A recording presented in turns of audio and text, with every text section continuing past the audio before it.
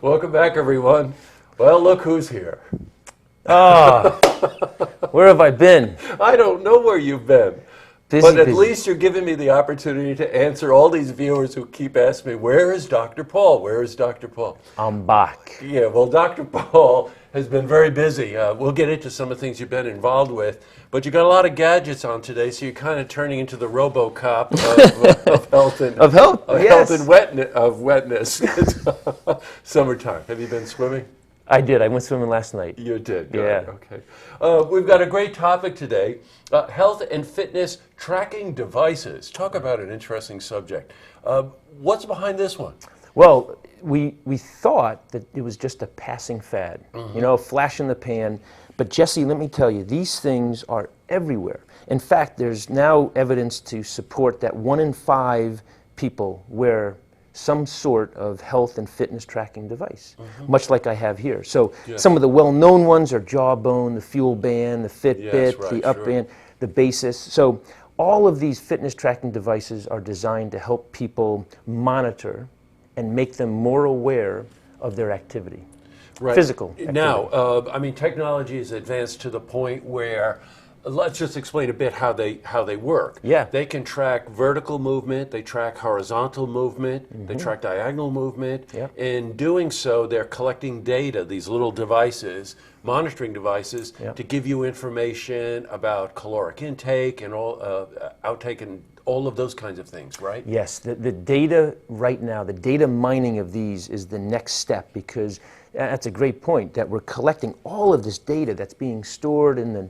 cloud or in a network somewhere, and now we've got to decipher it. What does it all mean? But on a very personal level, what it means is that people now can have a snapshot at any time during the day of how many steps they've taken and how many calories they've burned.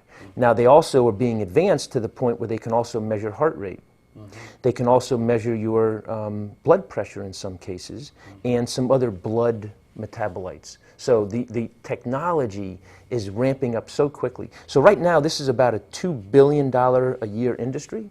By 2017, it'll be $34 billion, and by 2020, it'll be a $41 billion industry. So it's the combination of these fitness tracking devices with what we call health applications, mobile health apps. That's the next step. Now, if it follows then that this technology may become advanced to the point where anyone with a cell phone might be able to have the same access to this information, right? And then heretofore, their medical doctors, their experts could have that information as well, right? Specialists. Precisely. Yeah. So the goal is to link these fitness tracking devices with a health tracking device, and in most cases that will be delivered through a health app on a mobile phone. Wow. Because what it'll allow now is the constant monitoring of a healthcare provider, a physician or other healthcare provider, of their client, of their patient's health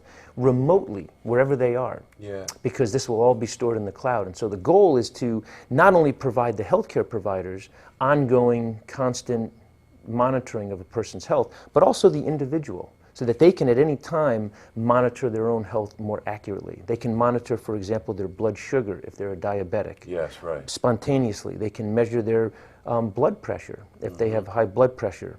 They can measure their blood levels of oxygen if they have a blood disorder. So, I mean, the list goes on of the health conditions that we can start to incorporate into these wearable devices linked with a mobile app that then makes a recommendation for a person to make a healthier lifestyle. You know, you're always so proactive about all this stuff, but I have to laugh listening to you. You know so much about health and nutrition, and now all of a sudden you're this technology guru about all this stuff. I can't believe it. Now, to backtrack on one of the points you made, I've got a blood issue with blood thickness, so I'm on Coumadin every day and whatever. Right. These devices, and I go in to get my blood checked all the time for thickness and whatever. Sure. This device would be able to monitor that activity and be able to report it back to my doctor's office.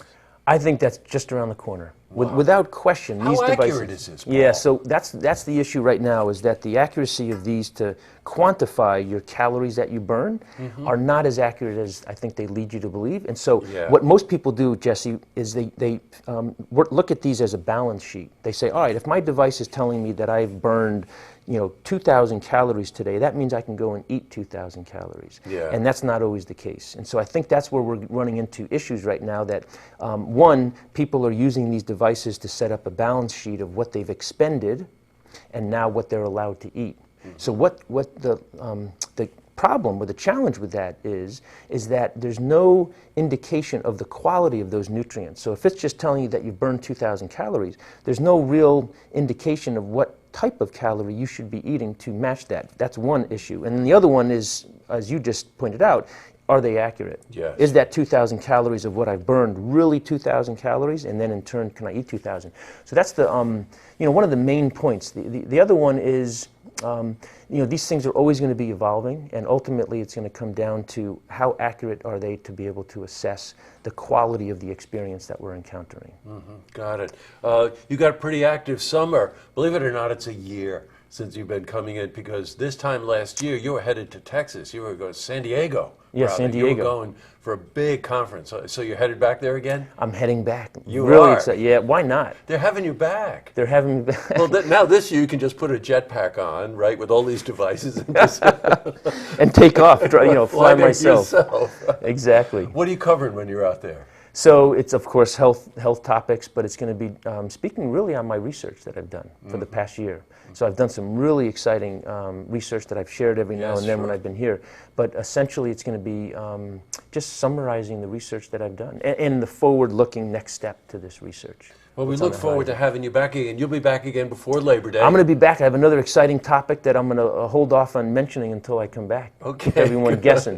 You're going to grow another head or something? No, I won't go that far. No, the technology is here to stay for sure, but we'll see how well it plays out. Well, safe travels. Have a great vacation. Thank you Excellent. for stopping in, and we'll see you before Labor Day. It's always a pleasure. Yes, Paul, it is. Thanks for coming in. To see this interview again, you can head to our website, looktvonline.com.